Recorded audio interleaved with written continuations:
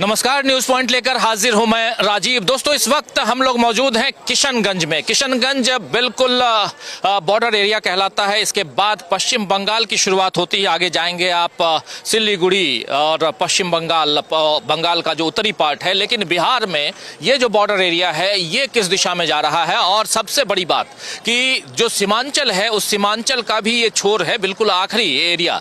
और सीमांचल में कैसे पिछली बार खेला हो गया था 2020 में, जो महागठबंधन की सरकार बनते बनते रह गई थी, उसमें सीमांचल का बहुत बड़ा योगदान था।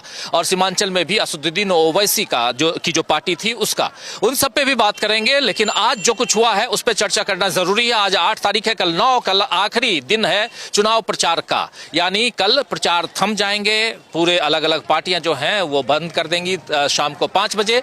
लेकिन उसके बाद नॉर्मल जो होता है घर घर जाकर प्रचार करना वो चालू रहेगा। और 11 तारीख को वोटिंग है, सेकेंड फेज की वोटिंग 122 सीटों के लिए बिहार में।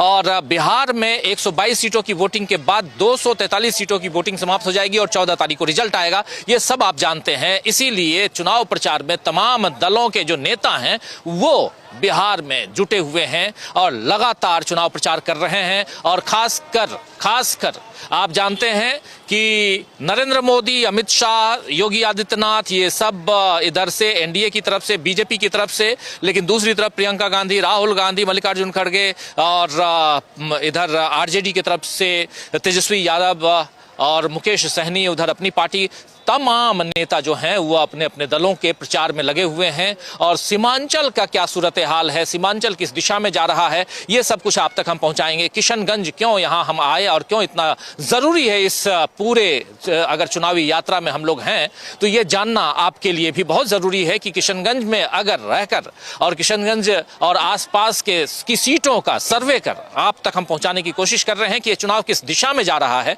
तो ये बहुत इंपॉर्टेंट है, इसलिए उस पर भी चर्चा करेंगे। लेकिन उससे पहले आज प्रियंका गांधी थी उधर कटिहार में, पूर्णिया में, दोनों जगह के, कटिहार के कदवा में। कल हम लोग कदवा गए हुए थे और कदवा जो है वो शकील अहमद की सीट है। 2 बार के विधायक हैं और शकील अहमद सीएलपी लीडर हैं, आप जानते हैं, कांग्रेस पार्टी के, और लगातार राहुल गांधी के साथ नजर आते हैं। उनके प्रचार प्रसार में प्रियंका गांधी पहुंची थी। प्रियंका गांधी फिर पूर्णिया पहुंची थी और उधर सीतामढ़ी में पहुंचे हुए थे नरेंद्र मोदी। नरेंद्र मोदी ने आज फिर कट्टे की बात की, आज फिर पिस्तौल की बात की, नरेंद्र मोदी ने आज फिर रंगदारी की बात की। उनकी बातें भी सुनेंगे, लेकिन उनसे पहले प्रियंका गांधी को सुनते हैं कि उन्होंने क्या कुछ कहा था जब वो पूर्णिया में थी और जब उधर नरेंद्र मोदी ने अपना भाषण दिया। और ऐसा कुछ भी नहीं था कि कुछ नया था नरेंद्र मोदी के भाषण में, लेकिन बातें वही थी जो बातें वो करते आए हैं नरेंद्र मोदी अलग अलग मंचों से।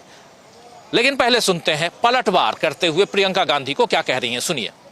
आज इस देश के प्रधानमंत्री आपके सामने आते हैं और फिजूल की बातें करते हैं, आपके विकास की बात नहीं करते, आपकी नौकरियों, आपके रोजगार की बात नहीं करते, यहां महिलाओं की सुरक्षा की बात नहीं करते। क्या बात करते हैं? मैं सुन रही थी कल उनका भाषण, कैसे कैसे शब्द बोल रहे थे, कट्टा, दुनाली, गोली, फिरौती, रंगदारी, हत्या, अपहरण, खून की नदियां, ये बातें, ऐसी बातें करनी चाहिए इस देश के प्रधानमंत्री को? शर्म आनी चाहिए उनको। चुनाव का समय है, आपको बताएं कितने रोजगार दिए हैं 10 सालों में, आपको बताएं महिलाओं के लिए क्या किया है, उनको अपने पैरों पे खड़े होने के लिए क्या दिया है, आपको बताएं कि ये जो महिलाएं यहाँ पे खड़ी हैं, नौजवान, इनके लिए शिक्षा के लिए क्या किया है। यहाँ पूर्णिया में अस्पताल क्यों नहीं है, अच्छा एम्स क्यों नहीं लगवाया यहाँ? 10 साल हो गए हैं और आपकी बात करने के बजाय डर, भय फैलाने वाली बातें, आपका ध्यान भटकाने वाली बातें। प्रियंका गांधी को भी आप सुन रहे थे। प्रियंका गांधी यहां पर साफ साफ कह रही हैं कि प्रधानमंत्री नरेंद्र मोदी बातें क्या कर रहे हैं, बातें कर रहे हैं कट्टा, दुनाली, गोली, फिरौती, रंगदारी, हत्या, अपहरण, खून की नदियां। ऐसी भाषा क्या प्रधानमंत्री को बोलनी चाहिए? क्या ऐसे शब्दों का इस्तेमाल उनको करना चाहिए? प्रियंका गांधी की बातों पर आप कैसे भरोसा करेंगे? जब अगर नरेंद्र मोदी की बातें आप सुन लेंगे तो भरोसा हो जाएगा। आइए जरा नरेंद्र मोदी की बातों को सुनते हैं। नरेंद्र मोदी क्या कह रहे हैं? नरेंद्र मोदी कह रहे हैं बिहार में पिस्तौल लेकर आना और हाथ ऊपर कहना फैशन हो गया है। अब बिहार में हैंड्स अप कहने वालों के लिए कोई जगह नहीं है। बिहार को हाथ ऊपर की नहीं बल्कि स्टार्टअप की जरूरत है, यानी हैंड्स अप की जरूरत नहीं, स्टार्टअप की जरूरत है। हम बच्चों को किताबें, कंप्यूटर, लैपटॉप दे रहे हैं। ये बातें कर रहे हैं प्रधानमंत्री नरेंद्र मोदी। अच्छी बात है कि ऐसी बातें होनी चाहिए कि कम से कम आप बच्चों को पढ़ाई लिखाई, किताबें, कॉपी, इन सब की बात कीजिए, लेकिन रंगदारी, दुनाली, कट्टा, पिस्तौल, हत्या, अपहरण, खून की नदियां, ऐसी भाषा का इस्तेमाल करना चाहिए क्या? चलिए सुनते हैं प्रधानमंत्री नरेंद्र मोदी को। आज सीतामढ़ी में थे और अपनी बात रख रहे थे, मतदाताओं को लुभाने की कोशिश कर रहे थे। सुनिए।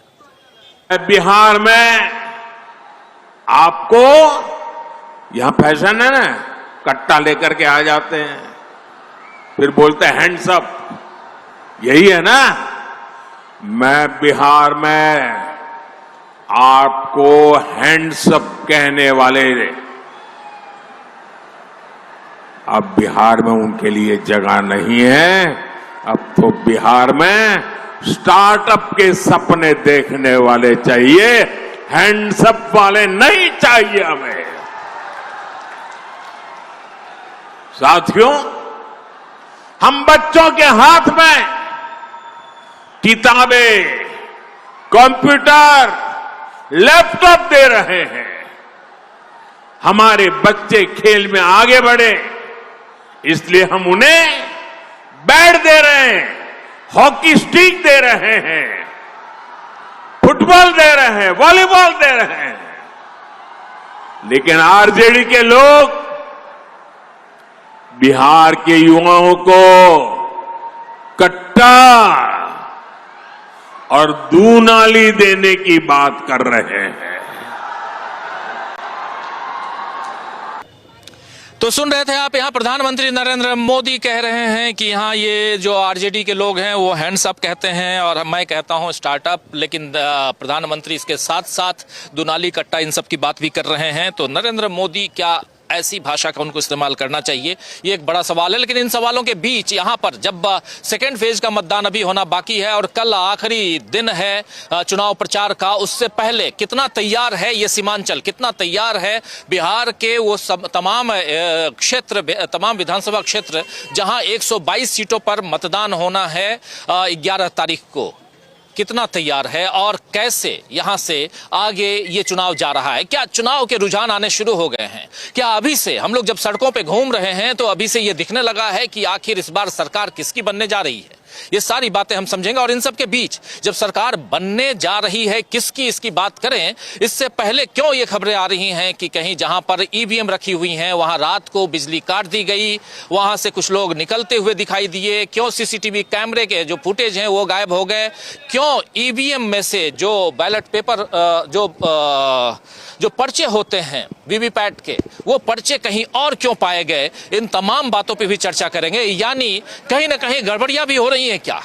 जैसे वोट चोरी की बात चल रही थी, क्या वोट चोरी हो रही है क्या? इन सब पे सेकंड राउंड में आएंगे, लेकिन फर्स्ट राउंड में बात हम करना चाहते हैं कि सीमांचल में क्या हो रहा है और बिहार में चुनाव किस दिशा में जा रहा है, क्या चुनाव के रुझान आ रहे हैं। प्रशांत टंडन जी आपका स्वागत करता हूं, फरहाद साकिब जी आपका, आंचल और आराधना आप सब आ जाइए, और हमारे कई सारे साथी यहाँ पे हैं, उन सबको भी बुलाऊंगा बाद में। लेकिन पहले फर्स्ट राउंड में बात यहाँ पर यही है कि आखिर क्यों ये चुनाव, जिस दिशा में 121 सीटों का चुनाव, लेकिन अब 122 सीटों में जब हम आ रहे हैं और उसमें भी जब हम घूम रहे हैं यहाँ सीमांचल में, प्रशांत टंडन जी, तो सीमांचल की तस्वीरें बहुत साफ दिखाई दे रही हैं। कितनी साफ हो गई हैं जरा ये बताइए, और चर्चा यहीं से शुरू करते हैं। और प्रधानमंत्री नरेंद्र मोदी आखिर कट्टा पे क्यों आ गए हैं? वहीं टिकी हुई है उनकी गाड़ी, अटकी हुई है जुबान वहीं पे।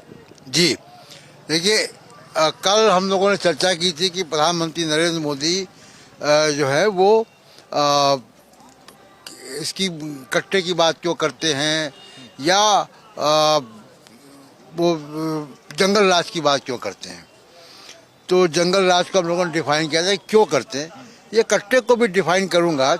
लेकिन जब हम सीमांचल में पहुंचे हैं, यहाँ पे 24 सीटें हैं और सीमांचल वो जगह है जो जहाँ से सरकार बननी है, एक रुझान आएगा।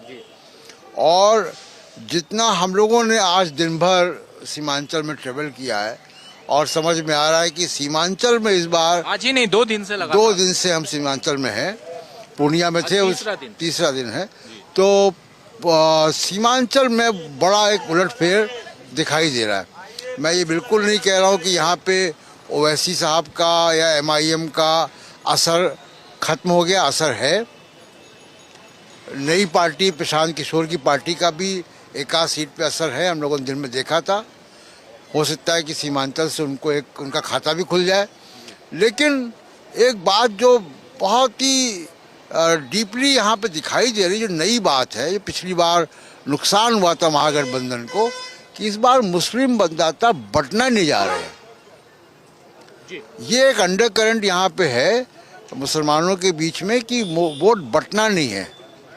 तो ये अगर अंडर करंट है तो ये निश्चित तौर पे बड़ा एक उलटफेर पैदा करे, क्योंकि मुस्लिम यहाँ पे तो प्रभावित करते हैं आउटकम को। दोबारा आता हूँ, यहीं से आगे बढ़ेंगे। मुस्लिम मतदाता बंटने वाले नहीं हैं। आप भी घूम रहे थे, आपको भी लगता है कि मुस्लिम मतदाता यहाँ पर बढ़ते हुए नहीं दिखाई दे रहे हैं? सीमांचल की बात कर रहे हैं हम। 3 दिन, आज तीसरा दिन सीमांचल में है। पूर्णिया से हमने लाइव किया, हमने जोगबनी बॉर्डर से लाइव किया, जो नेपाल का बॉर्डर है, और आज यहाँ पश्चिम बंगाल के बॉर्डर से हम लाइव कर रहे हैं। सीमांचल नाम ही है और सीमा पे हम हैं, और इन सीमाओं से क्या कुछ नजर आ रहा है। और जो प्रशांत जी कह रहे हैं कि मुस्लिम मतदाता नहीं बट रहे हैं, अगर नहीं बट रहे हैं तो एज किधर जा रहा है? और यहाँ पर पतंग की बात, यानी असदुद्दीन ओवैसी की पार्टी जो है उसकी बात हो, चाहे इनकी बात हो, वो नए जनसुराज की बात हो, इन सब का कितना असर? देखिए राजीव जी, पिछली बार ये आज हम लोग पिछले 3 दिनों में जो जितना सीमांचल में जो 24 विधानसभा सीटें हैं, लगभग हम लोगों ने 1 दर्जन से ज़्यादा विधानसभा सीटों पर हम लोगों ने कोढ़ा, कटिहार, कदवा, और उसके बाद फिर आज जब हम लोगों ने शुरू किया बायसी, बहादुरगंज होते हुए इधर कोचाधामन, किशनगंज, ये पूरा इलाका हम कवर कर रहे हैं, कटिहार से लेकर सीमांचल बॉर्डर। और कल हम लोग नेपाल तक गए और आज हम लोग बंगाल तक आए हैं, जो बिहार का अररिया फारबिसगंज होते हुए सब। एक बात बहुत कॉमन है कि पिछली बार की जो गलती मुस्लिम मतदाताओं ने की थी, उनके वोट का जो बिखराव हुआ था बिल्कुल उस तरह से, और यही वजह थी कि इन 24 सीटों में 8 पर भारतीय जनता पार्टी जीत गई थी और 4 पर जनता दल यूनाइटेड जीती थी। यानी 12 सीटें पिछली बार के चुनाव में एनडीए के खाते में थी, और इधर 5 पर कांग्रेस, 5 पर MIM, और 1-1 सीटें राजद और CPI-ML को मिली थी। बलरामपुर की सीट CPI-ML ने जीती थी, महबूब आलम जो उनके माले विधायक दल के नेता हैं। लेकिन इस बार मुझे लगता है कि ओवैसी साहब की पार्टी का खाता भी नहीं खुलेगा। युवाओं में है थोड़ा बहुत उनका क्रेज है, वो भी जो अंडर 30 जो युवा वर्ग है उनमें है। हमने जितने गंभीर मतदाताओं से बात की, जो थोड़ा 40+ के लोग हैं, वो सब लोग ओवैसी की वास्तविकता या रियलिटी ऑफ ओवैसी उसको वो समझ गए हैं। पिछले 2 चुनाव में जो ट्रेंड, जिस तरह का उनका भाषण देने का ट्रेंड होता है, जिस तरह उनकी रैलियों का ट्रेंड होता है, उस पूरे पॉलिटिकल ट्रेंड को देखते हुए जो समझदार लोग हैं उनको ये समझ में आ गया कि इनका एजेंडा क्या है, ये सीमांचल को के लिए क्या करना चाहते हैं। ये अच्छी बात है।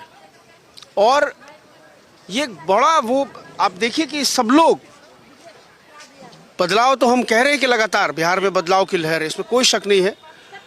हम लोगों का अपना जो ऑब्जर्वेशन है, पिछले 10-8 दिन से हम लोग घूम रहे हैं, और हम लोग तमाम हम लोग लखीसराय विजय सिन्हा की सीट पर भी गए, राघोपुर तेजस्वी यादव की सीट पर भी गए, हम लोग नीतीश जी के कल्याण बिघा से होकर के आए, और उन तमाम जगहों पर हम लोगों ने एक बात कंक्लूड किया है कि महागठबंधन को एज है। और ये एज ही आपको 65% मतदान का जो ये आंकड़ा पिछले कई आज़ादी के बाद से पहली बार आज बिहार में 2025 के चुनाव में, 1947 के बाद से ये 25 का जो चुनाव है, ये पहली बार हुआ है कि बिहार में 60% मतलब 65% तक मतदान का आंकड़ा पहुंचा है। आज जब फाइनल डेटा चुनाव आयोग ने जारी किया, 65.09% आंकड़ा है आज का। ये बड़ा गंभीर सवाल ये है। मैं कल भी हम लोगों ने कहा था कि ये नरेंद्र मोदी के एग्रेसिव हिंदुत्व पॉलिटिक्स का नहीं है। ये जो आप देख रहे हैं वोटों का प्रतिशत जो बढ़ा हुआ है, ये उस पॉलिटिकल पैटर्न का नहीं है। इस पॉलिटिकल पैटर्न का है कि युवाओं को के लिए रोजगार बिल्कुल। एक बार फिर प्रशांत जी आपके पास, फिर आप दोनों के पास भी आता हूं। प्रशांत जी, अभी आप कह रहे थे कि ये जो है मुस्लिम मतदाता एकजुट हैं। आखिर क्यों लगता है ऐसा कि मुस्लिम मतदाता एकजुट हैं, जबकि 4 मुस्लिम कैंडिडेट एक ही एक सीट पे खड़े हैं? देखिए, मुस्लिम मतदाता ने ये चीज़ को समझ लिया है और उनके बीच में बहुत डिस्कशन हुआ है इसका, ऐसा लगता है मुझको।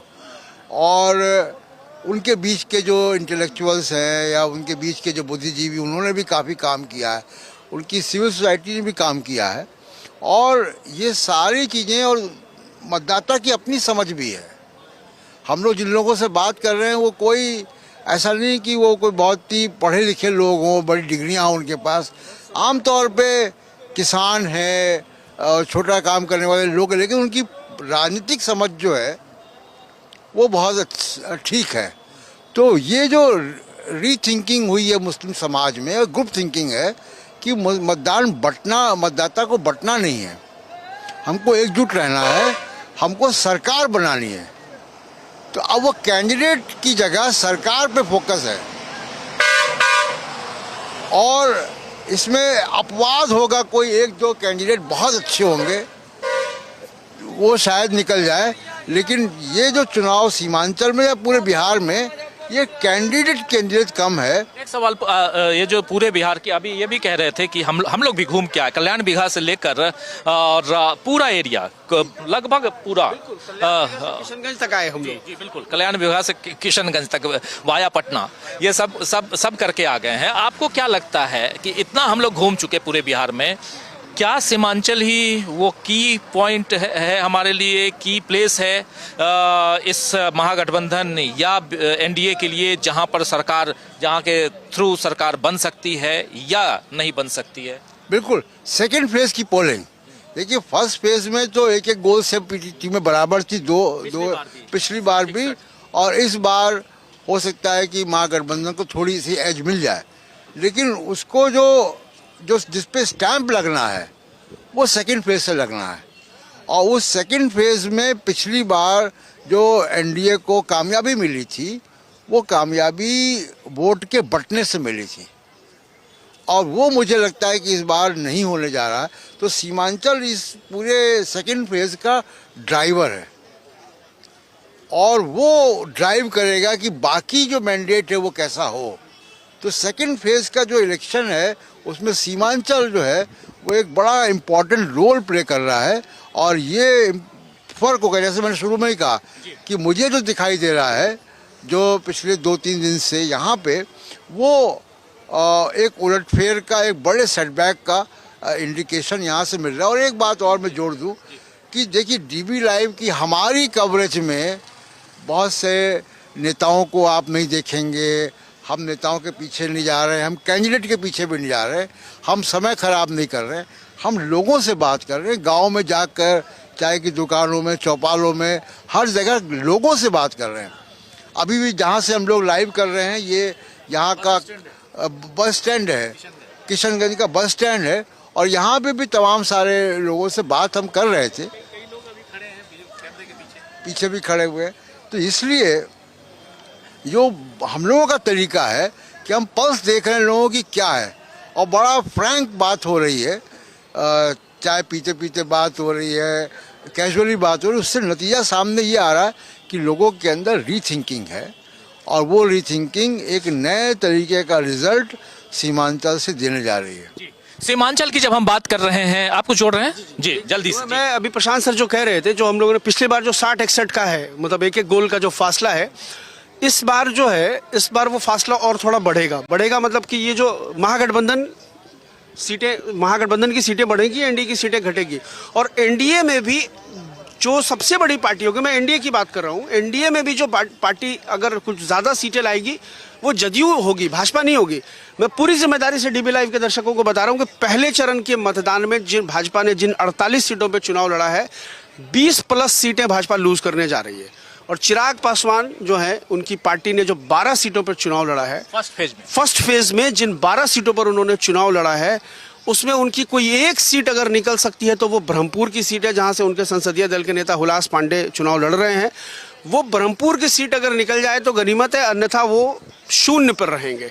पिछली बार भी शून्य पे ही थे, क्योंकि एक सीट जीत कर आई थी उनकी पार्टी, और ओवरऑल वो तो अलग से एक पार्टी ही बने हुए, थर्ड पार्टी थे वो, पार्टी थे, और एक सीट जीत के आई थी वो उनकी पार्टी, और वो एक सीट जो है वो जेडीयू में उसका विलय हो गया था। लेकिन जब सीमांचल की बात हम कर रहे हैं और सीमांचल जो है वो क्यों मुद्दों के हिसाब से भी और ओवरऑल देखा जाए तो इस चुनाव के रिजल्ट के हिसाब से भी कि चुनाव में इसके बाद सरकार आखिर 14 तारीख को किसकी बनेगी, उस हिसाब से भी सीमांचल बहुत इंपॉर्टेंट है। जो साथी बिहार के हैं वो जानते हैं कि सीमांचल क्या है, किस क्षेत्र की बात हम कर रहे हैं, लेकिन जो बिहार के बाहर के लोग हैं और देश दुनिया में हमारे चैनल को देखते हैं, लोग डीबी लाइव को देखते हैं, हिंदुस्तान में भी, हिंदुस्तान के बाहर दुनिया का कोई ऐसा देश नहीं है जहां नहीं देखते हो, उनको यह बताना जरूरी है कि सीमांचल है क्या। आंचल, सीमांचल कितनी सीटें हैं, क्या गणित है यहाँ, सियासी गणित क्या है, सब बताइए। जी बिल्कुल राजीव जी, मैं बता दूं कि सीमांचल जो एरिया है वो काफी महत्वपूर्ण माना जाता है।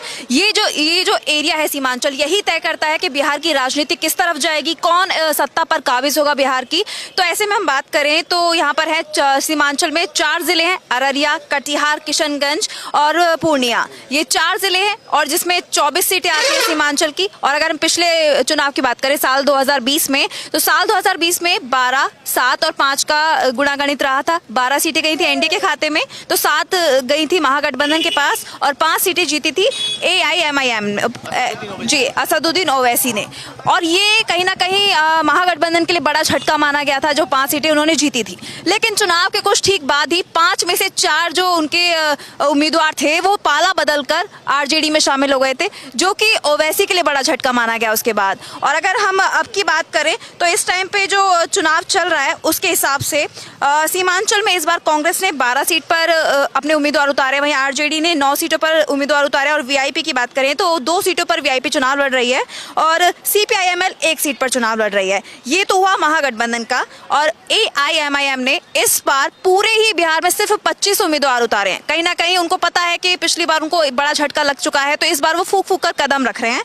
और अगर हम एनडीए की बात करें तो बीजेपी 11 सीटों पर चुनाव लड़ रही है, जेडीयू 10 सीट पर और एलजेपीआर 3 सीटों पर चुनाव लड़ रही है।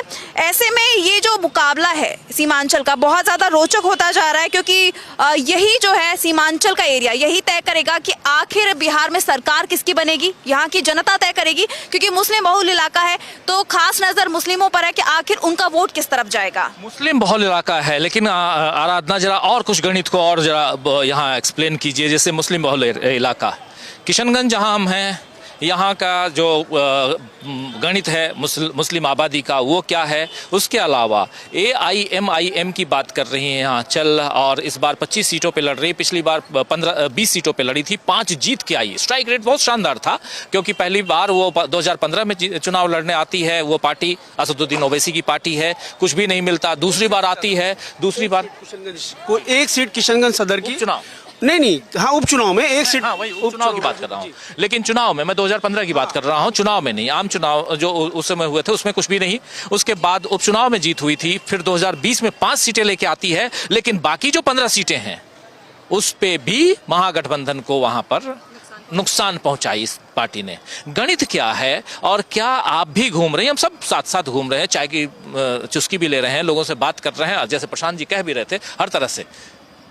ये पार्टी आज की तारीख में सीमांचल में क्या है, कितना आगे है, कितना पेनिट्रेट कर चुकी है, करी है या नहीं की है, ये सब कुछ बताइए। राजीव जी, अगर एक लाइन में मैं बोलूं तो फिलहाल पूरे सीमांचल क्षेत्र में AIMIM का नाम मैंने कहीं नहीं सुना। पिछली बार 5 सीटें जीतने वाली पार्टी इस बार कहीं नहीं है, कहीं उसका नामो निशान नहीं है। जगह जगह आरजेडी के समर्थन में लोग दिखाई दिए, कांग्रेस के समर्थन में दिखाई दिए, लेकिन AIMIM का मैंने कहीं कुछ भी नहीं देखा। हाँ, जरूर ये देखा कि लोग पेट्रोल ले रहे थे AIMIM का झंडा लगाकर गाड़ियों में, और फिर पेट्रोल पंप पर पेट्रोल लेने की भीड़ जरूर दिखाई दी। और जब हमने उनसे बात की कि और क्या माहौल है, तो उनका रुझान उसकी तरफ बिल्कुल दिखाई नहीं दिया। उनका मुफ्त का पेट्रोल ले रहे हैं। जी बिल्कुल, वो तो मुफ्त का पेट्रोल लेने आए थे, तो बस ये दिखाई दिया। बाकी हम लगातार कई सीटों पर आए, जैसा कि अभी आंचल ने बताया कि ये मुस्लिम बहुल इलाका है, तो इसके पूर्णिया हो गया, अररिया हो गया, किशनगंज हो गया, ये सारे ही जिले जो हैं ये मुस्लिम बहुल हैं। और इसमें किशनगंज जहाँ हम आज खड़े हैं, यहाँ मुस्लिम आबादी पूरे बिहार में सबसे ज्यादा यहाँ है, 67% से ज्यादा है यहाँ पर। तो आप समझ सकते हैं कि यहाँ चुनाव किस दिशा में जाएगा वो मुस्लिमों के ही वोट बैंक से तय होता है। और ऐसे में उनका हित साधना सभी राजनीतिक दलों के लिए प्रायोरिटी बन जाता है कि हमें इनको साधना है, इनके हित में काम करना होगा। लेकिन पिछली बार जो लहर दिखाई दी, कुछ ही दिनों बाद भले AIMIM से विधायक जीत कर आए, लेकिन कुछ ही दिनों बाद 4 ने पाला बदल लिया। सिर्फ एक अख्तरुल ईमान वो रह गए, लेकिन इस बार तो उनके खिलाफ भी लहर दिखाई दे रही है। अभी हमने 22 में ही बात की थी और वो अमौर विधानसभा क्षेत्र से थे, वो बाजार में हमें मिल गए, हम बातचीत कर रहे थे जैसा, तो उन्होंने बोला कि अरे क्या काम किया उन्होंने, कुछ भी नहीं किया है, जबकि वो AIMIM के इकलौते विधायक यहाँ पर बचे हैं और जिला प्रदेश अध्यक्ष भी हैं।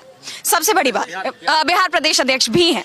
तो ऐसे में उनका कद बहुत जरूरी और बहुत बड़ा हो जाता है। इसके बावजूद लोगों में उनके खिलाफ नाराजगी है कि बाढ़ से इतना हम प्रताड़ित हैं, कुछ नहीं हो रहा है उसके लिए। रोजगार और पलायन, इन मुद्दों पर तो लोगों में बहुत ज्यादा आक्रोश दिखाई दिया कि एक स्कूल नाम की चीज नहीं है, एक भी जगह हम शिक्षित नहीं होंगे तो हम रोजगार कहां से पाएंगे। और शिक्षा लेकर भी कई लोग गुजरात, सूरत में नौकरी कर रहे थे, उन्होंने बातचीत की तो उनका कहना था यहाँ है ही नहीं, हम क्या करें, हम बाहर जाने को मजबूर है।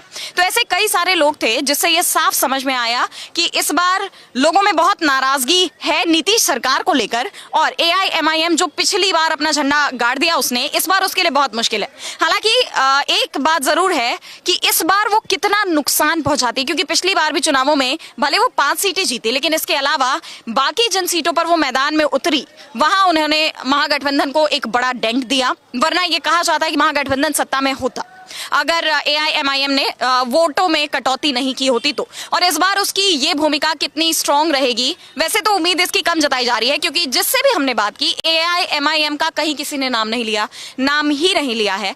बात हुई है तो या तो नीतीश सरकार की हुई या तेजस्वी को मुख्यमंत्री बनाने की हुई, तो बस यही 2 बातें रही। तो ऐसे में मुश्किल है कि इस बार वो कोई बड़ा डेंट दे पाएगी AIMIM, लेकिन फिलहाल तो मैदान में बनी हुई है, तो बाकी तस्वीर तो 14 नवंबर को ही साफ होगी। बिल्कुल बिल्कुल, आप सही कह रही हैं। तो सीमांचल का गणित क्या है वो समझने की कोशिश हम कर रहे थे हमारी दोनों सहयोगियों के जरिए। और सीमांचल जहां 24 सीटें हैं, 24 सीटों में किसका क्या गणित रहा। पिछली बार आपने देखा कि 5 सीटें असदुद्दीन ओवैसी की पार्टी MIM ने जीती थी, लेकिन इस बार उस पार्टी का क्या हश्र होने वाला है ये भी और इसलिए भी जरूरी है क्योंकि इस बार का चुनाव जो है प्रशांत जी, इस बार का चुनाव बाइपोलर दिखाई दे रहा है। एक तरफ NDA, दूसरी तरफ महागठबंधन। अभी तक जैसे जैसे चुनाव आगे बढ़ रहा है, हम लोगों ने देखा आज से 15-20 दिन पहले एक अलग तरह की परिस्थिति थी। इंडिया गठबंधन में भी सीटों के बंटवारे को लेकर खींचतान की खबरें आ रही थी, बहुत कुछ था। इस बीच छठ का त्यौहार, उसके बाद बारिश होने लगी। बिहार में खूब बारिश हुई है, बिहार के अलावा दूसरी जगहों पर भी बारिश हुई है।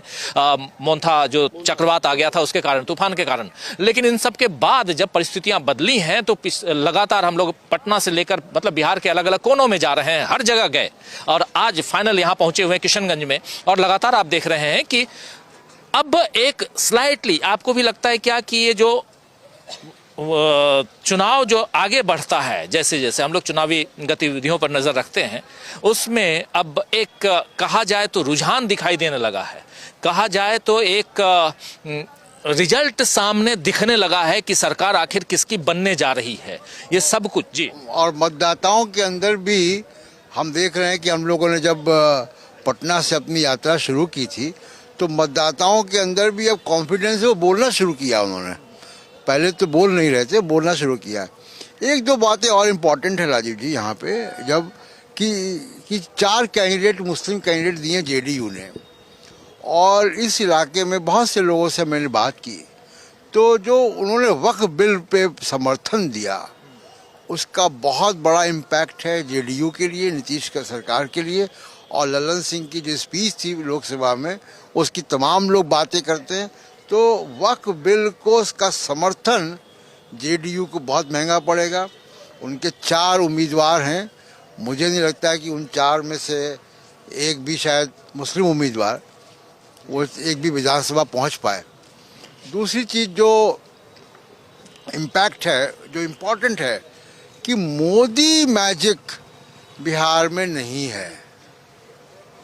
ये बहुत सीरियस बात है मोदी जी के लिए भी। अब मैं बताता हूँ कि वो कट्टे की बात वो क्यों कर रहे हैं, कट्टा दुनाली रंगदारी नहीं चल रहा। कट्टे की बात क्यों कर रहे हैं, जंगल राज की बात वो क्यों कर रहे थे, छोड़ दी, अब कट्टे की बात क्यों कर रहे हैं। देखिए उनका इम्पैक्ट नहीं चल रहा है, एक डिस्कनेक्ट है।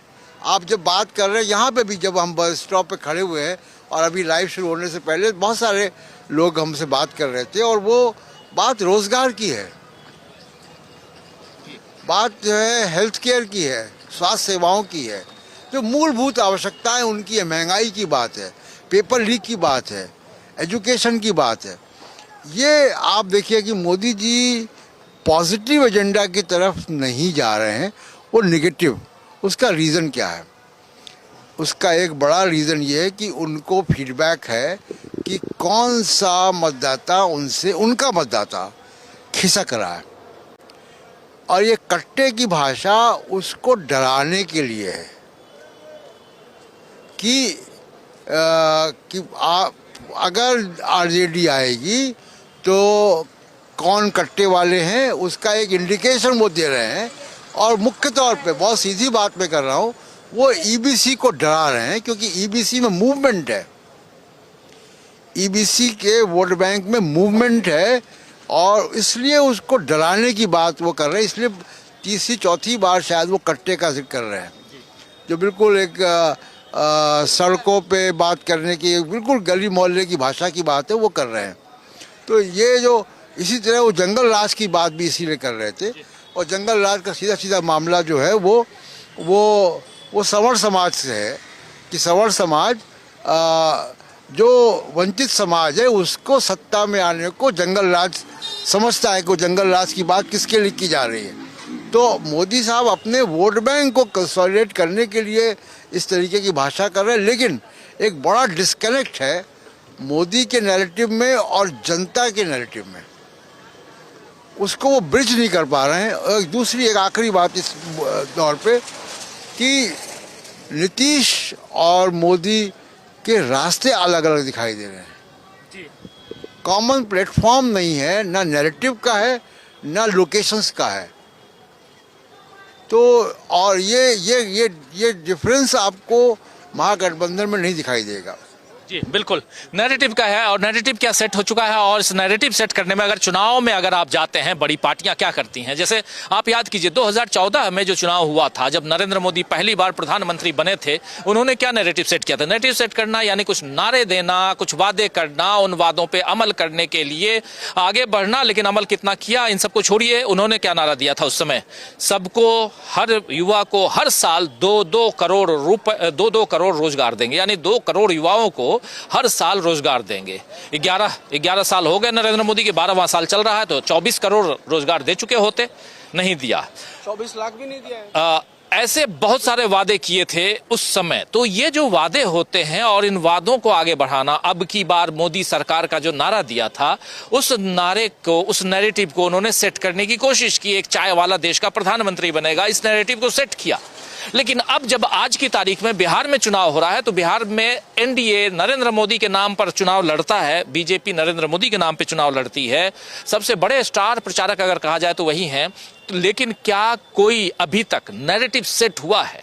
जरा गौर से सोचिए आप चारों, और हमारे बहुत सारे साथी बाहर कैमरे के बाहर भी हैं, वो भी गौर से सोचिए, क्या बिहार में अभी तक एनडीए की तरफ से कोई ऐसा स्लोगन, कोई ऐसा नारा, कोई ऐसा वादा जिस पर यहाँ की जनता वोट देने से पहले सोचे कि नहीं, ये इसको वोट दो ताकि हमको इससे ये फायदा होगा? ये दिखाई नहीं दे रहा। ये फॉलो करते हुए नजर आ रहे हैं। ये तेजस्वी यादव ने या महागठबंधन ने जो घोषणा पत्र दे दिया, उसने जो कह दिया, वो सही है गलत है, वो अगर उनकी सरकार आएगी तब पता चलेगा। लेकिन आज अगर वो कह रहे हैं कि हर परिवार में एक रोजगार, सरकारी नौकरी एक को देंगे, तो ये एक वादा करके आए। कह रहे हैं कि किसानों की किसानों की बिजली मुफ्त कर देंगे, जीविका दीदियों को 30,000 रुपये हर महीने सैलरी देंगे। ऐसे बहुत सारे वादे, कितने गिनाएं। लेकिन नरेंद्र मोदी की पार्टी क्या कर रही है? वो उसका पीछा करते हुए उन्होंने ऐसा कहा, तो चलो 1 करोड़ रोजगार हम भी दे देंगे जी, चलो 1.25 लाख रुपए यहाँ माफ कर देंगे, 10,000 रुपये हर महिलाओं के खाते में डाल देते हैं, वोट खरीद लेंगे। लेकिन नैरेटिव सेट करते हुए नजर नहीं आया, और इसीलिए शायद डराने की राजनीति हो गई है। अब यहाँ डराने की राजनीति चल रही है, और वोट बैंक को, जो वोट बैंक खिसक रहा है, उसको रोकने के लिए ये कट्टा शब्द आया है 3-4 दिन से। बिल्कुल, और ये सप्ताह भर हो गया, सप्ताह भर से हम ये मोदी जी के मुंह से कट्टा कट्टा सुन रहे हैं। क्या जब सीमांचल के एरिया में हम बैठे हुए अभी बात कर रहे हैं, तो यहाँ सिर्फ कट्टा ही चलता है क्या? मुझे तो नहीं दिखता, आपको दिखता है क्या? या डराने की राजनीति अगर हो रही है, डराने की राजनीति हो रही है, तो इस राजनीति से क्या सचमुच फायदा है?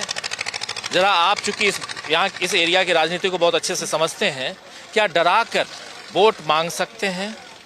आज की तारीख में क्या आज से 25 साल वाली राजनीति 20-30 साल 40 साल 50 साल वाली राजनीति चल रही है? क्या ऐसा लगता है नरेंद्र मोदी को जंगल राज कहेंगे, कट्टा कहेंगे, गोली कहेंगे, हत्या अपहरण कहेंगे, रंगदारी कहेंगे, ऐसे शब्दों का इस्तेमाल करेंगे तो वोटर्स हमको आके वोट देंगे, ऐसा लगता है? देखिए राजीव जी, ये बिहार है और ये कट्टा जिस दौर की मोदी जी बात करते हैं, मैंने कल भी कहा था कि उसको 20 साल हो गए। बिहार एक ऐसी ज़मीन है जिसने 2.5 साल के बाद इमरजेंसी को भी भुला दिया था और बेल्छी कांड, एक राजनीतिक पूरा का पूरा परिवर्तन का इतिहास है बेल्छी कांड। जब इंदिरा गांधी की पॉलिटिकल ऑबिचुअरी लोगों ने लिख दी थी आपातकाल के बाद, तो उस बेल्छी कांड से फिर एक नई इंदिरा बन के जो सामने आई थी, वो इसी बिहार की ज़मीन से। तो लोगों ने 2-2.5 साल में आपातकाल को भुला दिया था, अगर उसकी नेगेटिविटी पर हम बात करें तो ये तो 20 साल हो गए हैं। और दरअसल प्रशांत सर बिल्कुल सही कह रहे हैं कि वो एक जो नैरेटिव सेट करना होता है, हालांकि अगर आप उसकी ग्राउंड रियलिटी को चेक करेंगे तो कट्टा वट्टा छोड़िए, उनके खुद के दल में और उनके साइड से जो लोग खड़े हुए हैं वो तो AK-47 और AK-57 वाले हैं, उसकी पूरी एक फहरिस्त है।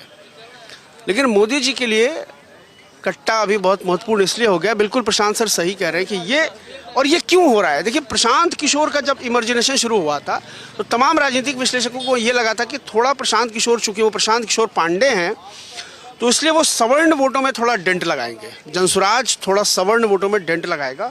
और ये शायद उनको लग रहा है कि सवर्ण वोट जो है उनसे खिसक रहा है, उसको कंसोलिडेट करने के लिए, उसको इंटैक्ट करने के लिए ये बार बार जो एक है डर और भय की जो राजनीति है, वो मोदी जी अपने हिसाब से लोगों को डराते हैं। कहीं वो मुसलमानों से हिंदुओं को डराते हैं, कहीं वो सवर्णों को नीचे जो पिछड़े हैं, नहीं सवर्णों को वो बैकवर्ड्स से डराते हैं, OBC से डराते हैं। ये उनका एक पैटर्न है डर की राजनीति करना। और आप कह रहे हैं कि कोई काम की बात तो वो करते नहीं, काम की बात वो क्यों करेंगे? आप ये बताइए, आज मैं सुबह एक चाय की टपरी पे था, उसकी बात करना इसलिए ज़रूरी है कि क्यों ये लोग इस तरह की बात करते हैं। हम जिस विधानसभा में थे वहाँ 3 बार से बीजेपी का विधायक जीता है। तो मैंने उससे पूछा, भाई किसको वोट दोगे? तो कहता है जीते या हारे हम तो भाजपा को वोट देंगे। तो हमने कहा क्यों दोगे भाजपा को वोट? कोई रीज़न, वैलिड रीज़न बताओ भाजपा को वोट देने का।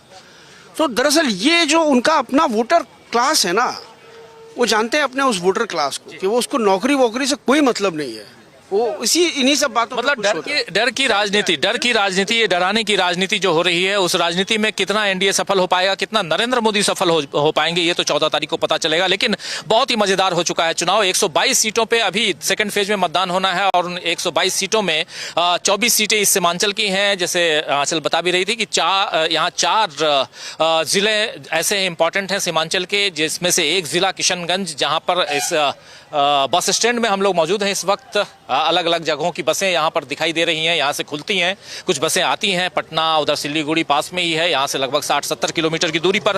तो ये सब कुछ यहाँ से, लेकिन इन सब के बीच किसकी गाड़ी, किसकी बस जो है यहाँ से खुलकर पटना विधानसभा तक जाएगी, वो देखना दिलचस्प होगा। और उसके लिए इंतजार ज़्यादा नहीं करना, आपको इंतजार सिर्फ और सिर्फ कुछ दिनों का करना है। 14 तारीख को रिजल्ट आना है। लेकिन उससे पहले क्या ये चुनाव सचमुच बदल चुका है, इस पर हम चर्चा कर रहे हैं, आगे भी करेंगे। लेकिन इन सब के बीच एक बात और भी बहुत महत्वपूर्ण है, बात है वोट चोरी की। वोट चोरी की चर्चा लगातार चल रही है। राहुल गांधी ने 2-3 बहुत बड़े बड़े खुलासे किए थे पिछले दिनों। एक खुलासा तो अभी उन्होंने किया कि कैसे हरियाणा के वोटों को चुराया गया और उसमें 25 लाख वोट चुरा लिए गए, और उसका पूरा लेखा जोखा उन्होंने दिया था। जबकि चुनाव आयोग यहां पर गड़बड़ियां करता हुआ नजर आता है, उस सब कुछ उन्होंने दिया। चुनाव आयोग से जो शिकायतें की गई थी, उन शिकायतों का कुछ भी वहां निपटारा नहीं हुआ। इस बीच अब कल से तमाम विपक्षी दलों ने कुछ और चीज़ों का यहाँ पर खुलासा किया है, और उसमें सबसे बड़ी बात जो है वो ये है कि उधर सराय रंजन, जो समस्तीपुर एरिया का एक विधानसभा क्षेत्र है, वहाँ पर ईवीएम, जब आप वोटिंग के लिए जाते हैं दोस्तों, आप सब गए होंगे, इलेक्ट्रॉनिक वोटिंग मशीन में आप बटन दबाते हैं तो एक वीवीपैट मशीन होती है जहां पे आपको दिखता है, वो दिखाया जाता है कि हाँ आपने जिस बटन को दबाया, आपने जो भी सिंबल जिसको दबाया वो सिंबल दिखेगा। उसके बाद उसमें से एक पर्चा निकलता है, वहीं गिर जाता है। वहीं पे गिरता है वो आपके हाथ में नहीं दिया जाता है। हालांकि डिमांड ये हो रही है कि वो पर्चा हाथ में दिया जाए। अभी तक सुप्रीम कोर्ट ने ऐसा कुछ भी आदेश नहीं दिया है कि वो पर्ची आपके हाथ में आए, लेकिन हुआ ये कि वो पर्ची सराय रंजन विधानसभा की पर्ची कुछ जगह पे कूड़ेदान में फेंकी हुई नजर आई। कुछ आरजेडी के कार्यकर्ताओं ने उसको देखा और उसके बाद उसकी शिकायत की। शिकायत करने के बाद वहां के डीएम ने उस पर संज्ञान लेते हुए अपने विचार भी प्रकट किए हैं। पहले उस डीएम जो वहां सराय रंजन के डीएम है रोशन कुशवाहा के इस बयान को सुन लेते हैं, चर्चा आगे बढ़ाएंगे। प्रियंका गांधी ने भी इस पर अपनी बात रखी है, उनकी बात भी सुनेंगे और हमारे दोनों सहयोगियों के जरिए ये भी समझेंगे कि आखिर वोटों की चोरी का खुलासा कहां कहां चल रहा है। वैशाली में भी शायद है, आप लोग और भी जगहों पे कहां कहां, और ये इसलिए आपको जानना जरूरी है क्योंकि अब सेकेंड फेज में जहां जहां मतदान है आप जाइए वोट डालने के लिए। हो सकता है कई लोगों के नाम काट दिए गए हों, ये भी सुनने में आते हैं। जो अभी अभी रिवीजन हुआ है, वोटर लिस्ट फिर से तैयार किए गए हैं, उसमें कई लोगों के नाम नहीं है। हम लोग मुजफ्फरपुर में थे उस दिन वोटिंग वाले दिन, और उसके बाद दरभंगा भी कई जगह पे गए थे, तो कई लोग घूम रहे थे जिनके परिवार के उनका नाम है, परिवार का नाम नहीं है, 3-3, 4-4 भाई बहनों का नाम नहीं है, माँ का नाम है, पिता का नाम नहीं है। ये सब कुछ भी उस दिन आ रहा था और पर्ची नहीं मिल रही थी। बीएलओ जो है उसके लिए टेबल कुर्सी नहीं है, वो कहीं और चबूतरे पे कूड़ेदान के बगल में बैठी हुई हैं। ये सब कुछ हम लोगों ने देखा था, लेकिन वोट चोरी और उस पर जागरूकता क्यों जरूरी है, इस पे चर्चा भी करेंगे। उससे पहले आइए जरा सराय रंजन जो समस्तीपुर जिला से ही लगा हुआ एक विधानसभा है और उसी क्षेत्र के डिस्ट्रिक्ट मजिस्ट्रेट यानी डीएम साहब रोशन कुशवाहा नाम है उनका, उन्होंने इसी बात को संज्ञान में लेते हुए कि आखिर ये वीवीपैट की पर्ची कूड़ेदान में कैसे दिखी, जबकि अभी 3 दिन पहले तो मतदान हुआ है। सुनिए क्या कह रहे हैं। विधानसभा क्षेत्र के अंतर्गत डिस्पैच सेंटर के पास आज कुछ पर्चियां लावारिस व्यवस्था में पाई यानी कि सूचना प्राप्त हुई थी। जैसे ही सूचना प्राप्त हुई तुरंत मैं स्वयं अपने पदाधिकारियों के साथ घटनास्थल पर गया और वहां पर जो कैंडिडेट्स थे उनकी प्रेजेंस में हम लोगों ने उन पर्चियों को जब्त करते हुए सीज किया है। इसमें सबकी जांच की जा रही है। इस संबंध में प्राथमिकी दर्ज की कार्रवाई की जा रही है एवं लापरवाही बरतने वाले 2 कर्मियों को चिन्हित करते हुए उनके खिलाफ विभागीय कार्रवाई एवं निलंबन की अनुशंसा की गई है।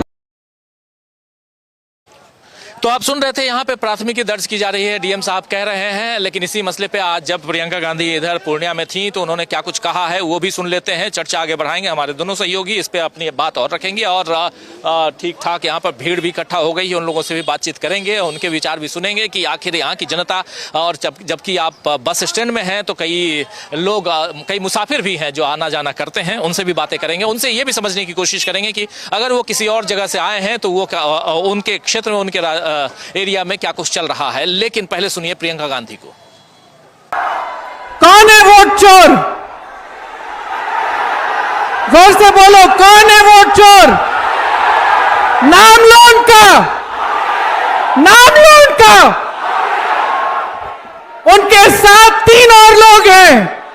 सबसे पहला ज्ञानेश कुमार, बोलो मेरे साथ, ज्ञानेश कुमार। मेरे साथ बोलो, विवेक जोशी, एसएस संधू। ये 3 लोग हमारे चुनाव आयोग के सबसे बड़े अधिकारी हैं और इनको इतनी शर्म नहीं है कि इस देश ने उनको दायित्व दिया है, उनको जिम्मेदारी दी है कि हमारे लोकतंत्र की रक्षा करें, हमारे वोट की रक्षा करें, लेकिन इनको शर्म नहीं है। ये आपके यहां से बिहार से 65 लाख वोट काट रहे हैं, काटे हैं इन्होंने। तो आप बताइए, क्या इनको पद के पीछे छिपने देना चाहिए? क्या इनको अपने पद के पीछे छिपना देना चाहिए? हाँ कि ना? नहीं, बोलो नहीं छिपना है। क्या कुछ महीने बाद ये रिटायर होके चैन की जिंदगी जी सके? ये अच्छी बात है? क्या ये देश इनको भूलेगा? क्या आप इनको याद रखेंगे कि नहीं? जिन्होंने लोकतंत्र के साथ, संविधान के साथ, इस देश की मिट्टी के साथ विश्वासघात किया है, उनको आप भूलेंगे कि याद रखेंगे? याद रखिए इनको, इनके नाम याद कर लीजिए। जैसे एग्जाम के लिए आप मुद्दे याद करते हैं, उसी तरह से ये 3 नाम, और चौथे हमारे प्रधानमंत्री नरेंद्र मोदी जी पांचवें उनके गृह मंत्री अमित शाह जी, आप याद रखिए, क्योंकि वो समय आया और आएगा कि देश को जवाब देना पड़ेगा। और वो समय आएगा जब आप अपने अधिकारों की लड़ाई को मजबूत बनाएंगे, अपने बिहार को मजबूत बनाएंगे, और जो आपके साथ विश्वासघात हो रहा है उसका जवाब आप मांगेंगे। सुन रहे थे आप, यहाँ पर प्रियंका गांधी वोट चोरी की बात कर रही है, नरेंद्र मोदी वोट चोर हैं, और इनके साथ तीन लोगों का नाम जो बता रही हैं वो हैं ज्ञानेश कुमार जो चीफ इलेक्शन कमिश्नर हैं, उनके अलावा विवेक जोशी और एस संधू, और वोटों की चोरी की बात हो रही है। वोट चोरी भी एक इम्पोर्टेंट मसला है, लेकिन आखिर हुआ क्या? पहले फेज के मतदान के बाद फिर से वोट चोरी की बात कैसे होने लगी? चल जी बिल्कुल राजीव जी, मैं बता दूं कि जो हाजीपुर है जहां स्ट्रांग रूम बने हुए हैं वहां ईवीएम रखी गई है। अचानक ही वहां पर कैमरा बंद हो जाता है, जिसको लेकर आरजेडी ने सरकार से सवाल पूछे कि आखिर ऐसा कैसे हो सकता है। आरजेडी ने इसको लेकर एक लंबा चौड़ा ट्वीट भी किया और साथ ही सवाल करते हुए ये भी कहा है कि ये शायद वोट चोरी की आशंका मतलब आरजेडी की तरफ से जताई गई है। और ईवीएम कोई पहली बार तो ऐसा नहीं है कि सवालों के घेरे में, इससे पहले भी लोकसभा चुनाव की बात करें या उससे पहले भी ईवीएम पर लगातार सवाल उठते रहे और अभी भी उठ रहे हैं। लगातार ही कहा जा रहा है कि ईवीएम में धांधली की जा रही है, धांधली के जरिए वोट चोरी हो रही है। और अब राहुल गांधी तो एक के बाद एक लगातार खुलासे कर ही रहे हैं। पहले उन्होंने कर्नाटक की आलन सीट को लेकर बोला, फिर महाराष्ट्र की एक सीट को लेकर, और अब एच फाइल्स ले आए, और बहुत जल्द हो सकता है हाइड्रोजन बम भी आए। लेकिन इसके अलावा अगर हम बात करें तो आदित्य ठाकरे, उन्होंने भी हाल ही में महाराष्ट्र में वोट चोरी को लेकर कई खुलासे किए थे राहुल गांधी के बाद। और राहुल गांधी एक इकलौते ऐसे व्यक्ति हैं जिन्होंने ये मुद्दा उठाया था वोट चोरी का, और पूरा विपक्ष इस बात का समर्थन करता है, उनके साथ खड़ा है। पूरा विपक्ष एकजुट होकर वोट चोरी के खिलाफ लड़ रहा है। और ये सिर्फ बातों तक ही सीमित नहीं है, राहुल गांधी सड़कों पर भी उतरे इस चीज को लेकर। राहुल गांधी ने बिहार में एक यात्रा भी निकाली थी, बिहार वोटर अधिकार यात्रा। उनका कहना था कि कहीं ना कहीं जो एसआईआर कराया जा रहा है बिहार में, वो वोटर का अधिकार छीना जा रहा है उसके जरिए। ये आरोप उन्होंने लगाए थे, बीजेपी पर लगाए थे। और जब भी बीजेपी मतलब चुनाव आयोग सवालों के घेरे में आता है ईवीएम को लेकर या किसी भी चीज को लेकर, तो बीजेपी जो है बचाव करती हुई नजर आती है। लेकिन इस बार राहुल गांधी ने साफ कह दिया था कि बिहार से पहले महाराष्ट्र में और बाकी के राज्यों में, हरियाणा में भी वोट चोरी हो चुकी है, लेकिन अब वो बिहार में ऐसा नहीं होने देंगे। पूरा विपक्ष एकजुट है, बिहार में वोटों की चोरी नहीं होगी, जिसको लेकर यात्रा निकाली गई। यात्रा में जन सैलाब उमड़ा था, देखा गया था किस तरीके से जनता ने समर्थन किया था राहुल और तेजस्वी की यात्रा का। तेजस्वी ने भी अकेले की यात्रा की थी, उसको भी काफी प्यार मिला था। जनता का रुख जो है वो महागठबंधन की तरफ दिखाई दिया था। और अब जिस तरीके से चेतावनी दी जा रही है महागठबंधन की तरफ से कि बिहार में ऐसा नहीं होने देंगे, कहीं ना कहीं उसका असर दिखाई दिया। जब एक बार अमित शाह की रैली की बात करें, अमित शाह रैली करने के लिए बिहार आए थे, तो अमित शाह ने पूछा था कि अरे राहुल बाबा आए थे, वो क्या कह रहे थे? तो किसी ने जवाब दिया था उस रैली में, अरे वो वोट चोरी की बात कह रहे थे। तो कहीं ना कहीं हक्का बक्का रह गए थे अमित शाह कि अरे जनता तो सब जानती है, उन तक तो राहुल गांधी का जो मुद्दा जो उन्होंने उठाया है वो जनता तक पहुंच रहा है। और इस चीज को लेकर जनता जो है जागरूक हो रही है, वो लगातार चेक कर रही है कि हमारा वोटर लिस्ट में नाम है या नहीं है। और अगर हम एक और पॉइंट में इसमें जोड़ना चाहूंगी, अभी हमने हाल ही में किसी एक व्यक्ति से बात की थी पोलिंग बूथ पर, उसका कहना था कि मेरा नाम है वोटिंग लिस्ट में लेकिन मेरे परिवार का नाम नहीं है। और जबकि एक साल पहले ही बात करें 2024 में उसके पूरे परिवार ने वोट दिया लोकसभा चुनाव में, लेकिन अचानक से ऐसे कैसे हो गया कि उनका नाम कट गया? तो इस मुद्दे पर, वोट चोरी का मुद्दा जो है बीजेपी पर या फिर कहें पूरे एनडीए पर भारी पड़ता हुआ दिखाई दे रहा है। क्या कुछ और है, कुछ और भी खबरें हैं इसी को लेकर, वोट चोरी को लेकर? स्ट्रांग रूम की बात आ रही है, ईवीएम की बात, उसमें वीवीपैट की बात मैं कर ही रहा था, और क्या कुछ जानकारियां हैं आराधना? बहुत सारे एक साथ तीन घटनाएं आज निकलकर सामने आई हैं। सबसे पहला, जैसा कि वैशाली हाजीपुर में इन्होंने बताया कि स्ट्रांग रूम में जहां ईवीएम रखे गए हैं वहां अचानक सीसीटीवी फुटेज बंद हो जाती है, कैमरा काम करना बंद कर देते हैं। इसे लेकर आरजेडी ने बल्कि तंज कसते हुए कहा भी कि अब चुनाव आयोग ट्वीट पढ़ के सुना दे रहा हूँ कि समस्तीपुर के, ये आरजेडी का ट्वीट है, समस्तीपुर के स्ट्रांग रूम में आधे घंटा बंद रहा सीसीटीवी कैमरा। चुनाव आयोग और स्थानीय प्रशासन भ्रष्टाचार ग्रसित, फालतू बहाने जैसे बिजली कट गई, बैटरी डाउन हो गया, टीवी स्लीप मोड में चला गया, जनरेटर नहीं था, ऐसे बहाने बना रहा है। और आप लोगों की विश्वसनीयता और शुचिता शून्य है, वोट चोरी के हथकंडे बंद कीजिए, ये बात कही जा रही है सीधे सीधे चुनाव आयोग के लिए। जी बिल्कुल, आरजेडी ने इस मुद्दे पर तो घेरा ही। इसके बाद ये वीवीपैट की जो पर्चियां मिली सराय रंजन में, वो भी बहुत ही ज्यादा चिंता का विषय है, क्योंकि आप देखिए लगातार विपक्ष ये मांग कर रहा है। मामला सुप्रीम कोर्ट तक गया जब ईवीएम को लेकर इतना विवाद छिड़ा हुआ था कि ईवीएम के जरिए वोटों की चोरी हो रही है, धांधली हो रही है। ईवीएम की बैटरी को लेकर कितनी कुछ चीजें हुई थी, सुप्रीम कोर्ट में बाकायदे सुनवाई हुई थी। और उस वक्त भी और आज भी विपक्ष की ये मांग है कि आप वीवीपैट की पर्चियां मतदाताओं को दीजिए, ताकि उन्हें पता चले कि हमारा वोट हमने तो जिसको डाला गया किसको, क्या उसी को गया है जिसको हमने वोट डाला है। तो वो तो नहीं हुआ, लेकिन अब जो वीवीपैट की पर्चियां ऐसे कूड़ेदान में मिली है, उसे लेकर विवाद खड़ा हो गया है। एक घटना वो हुई। इसके अलावा तीसरी एक और घटना समस्तीपुर में ही सामने आई है। मोहिउद्दीन नगर विधानसभा क्षेत्र में स्ट्रांग रूम में कुछ संदिग्ध घुसते हुए दिखे हैं। इसका वीडियो भी आरजेडी ने ही शेयर किया है और सवाल किया है कि ये क्या है, क्या ये वोट चोरी की कोशिशें नहीं है। और जिस तरह आप देखिए लगातार विपक्ष इस मुद्दे को पकड़े हुए है। जब से विधानसभा चुनाव के पहले फेज के मतदान हुए हैं, तब से कई सारी चीजें ऐसे निकलकर सामने आई हैं। शांभवी जी की बात हुई थी कल, एलजेपीआर की सांसद है वो, हमने बात की थी इसी शांभवी चौधरी, शांभवी चौधरी। तो उन्होंने अशोक चौधरी की बेटी हैं वो, और एलजेपीआर से वो सांसद हैं। तो उन्होंने पहले तो कैमरामैन को दूसरे हाथ की उंगली में वोट की इंक दिखाई, फिर किसी ने टोका तो फिर सही हाथ दिखाया कि नहीं वोट डाल के आई हूँ। तो यानी वो दोनों जगह, एक जगह नहीं बल्कि दो जगह वोट डाल कर आई हैं। पिताजी ने उनको टोका जी कि इशारा किया, तब जाके उन्होंने दूसरी वाली उंगली दबाई। उनको समझ में आ गया कि ये इन्होंने कुछ गड़बड़ कर दिया है। तो एक तो वो मामला हो गया कि सत्ता पक्ष खुद ही इतना कह लीजिए केयरलेस है कि अपनी गलतियां खुद बता रहा है कि देखो हम ऐसे करके कुछ कर रहे हैं, गड़बड़ कर रहे हैं। वहीं दूसरी तरफ एक और मामला सामने आया कि होनी चाहिए। राकेश सिन्हा भाजपा के राज्यसभा सांसद हैं, बेगूसराय के निवासी हैं। राकेश सिन्हा ने भी अभी 2025 के दिल्ली में जो विधानसभा चुनाव हुए, वहां भी उन्होंने वोट डाला और इंक लगा के सेल्फी पॉइंट पे फोटो लिए, और बेगूसराय में भी मतदान किया उन्होंने और अभी इंक लगा के फोटो डाला। जबकि अभी बिहार में एसआईआर हो चुकी है और चुनाव आयोग का ये दावा है कि डुप्लीकेट वोटर्स जो है, कई ऐसे लोग जिनके दो जगह मतदाता सूची में नाम है, उन नामों को हमने हटा दिया है। तो राकेश सिन्हा का नाम या तो दिल्ली में होना चाहिए था या बिहार में होना चाहिए था। बिल्कुल बिल्कुल, ये जो दो मतदाता एसआईआर करवाए इसलिए ना कि एक ही जगह नाम हो, लेकिन आप दिल्ली में वोट डालते हैं, सेल्फी लेते हैं, फोटो डालते हैं फेसबुक पे, ट्विटर पे, जहां भी, और फिर आकर यहाँ भी डालते हैं। उनको याद ही नहीं है कि मैं तो वहां भी डाला था और सेल्फी डाली थी।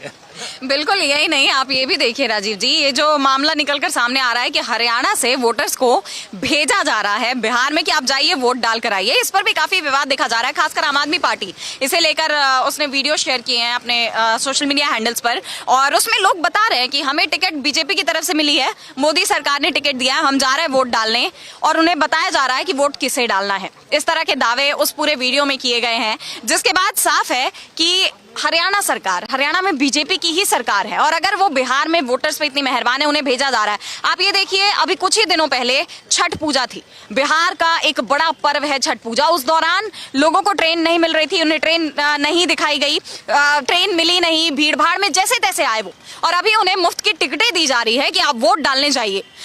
क्या ये वाकई में निष्पक्ष वोटिंग के लिए भेजा जा रहा है? ये बहुत गंभीर। और जब लोग खुद ये कह रहे हैं कि हमें तो मोदी सरकार ने टिकट दिया है, हम जा रहे हैं, हमें वोट डालने को कहा गया है, तो इस तरह से जब वो वीडियो में कहकर आ रहे हैं बिहार, तो बहुत बड़ा सवाल खड़ा होता है कि आखिर क्यों ऐसा, ये क्या कोशिशें की जा रही, जो विपक्ष दावे कर रहा है कि वोट चोरी हो रही है, जो खुलासे राहुल गांधी ने बाकी राज्यों में किए हैं। और आप ये भी देखिए कि हरियाणा की फाइल्स ठीक एक दिन पहले आई हैं, फर्स्ट फेज की वोटिंग से ठीक एक दिन पहले। तो कहीं ना कहीं ये लोगों के बीच जागरूकता और चुनाव आयोग और बीजेपी के लिए चेतावनी के तौर पर विपक्ष ने जारी की है।